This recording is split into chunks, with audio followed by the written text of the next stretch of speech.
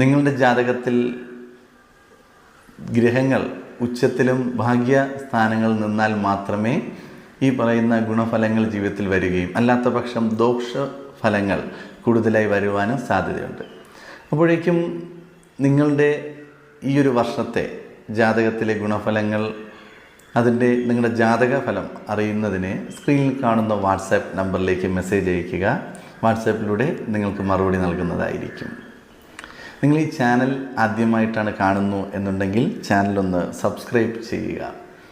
കൂടാതെ നിങ്ങളുടെ ജീവിതത്തിൽ നിങ്ങൾക്കുണ്ടാകുന്ന പ്രശ്നങ്ങളും അതിനുള്ള പരിഹാരങ്ങളും കാണുന്നതിന് വേണ്ടി എല്ലാ മാസത്തിലും അമ്പലത്തിൽ നടക്കുന്ന ത്രിമൂർത്തി ദേവി സർവകാര്യ സിദ്ധി പൂജയിൽ നിങ്ങളുടെ പേരും നാളും ഉൾപ്പെടുത്തി നിങ്ങൾക്ക് വേണ്ടി പ്രാർത്ഥിക്കുന്നതായിരിക്കും.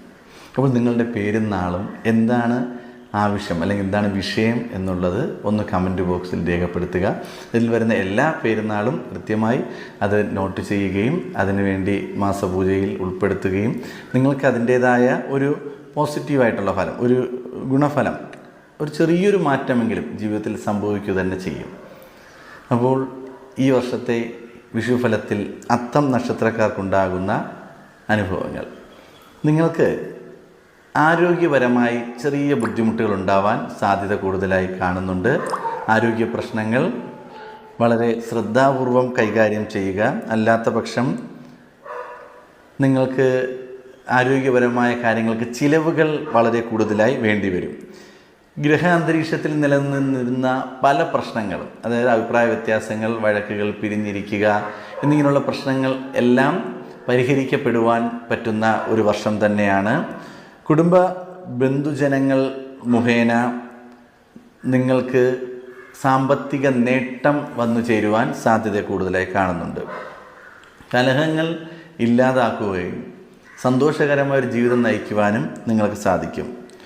സുഹൃത്തുക്കളുടെ വിവാഹത്തിൽ മുഖ്യ പങ്കാളിത്തം വഹിക്കുകയും അതിനുവേണ്ടി സാമ്പത്തികം ചിലവാക്കുകയും മുന്നിൽ നിൽക്കുവാനും നിങ്ങൾക്ക് കഴിയും.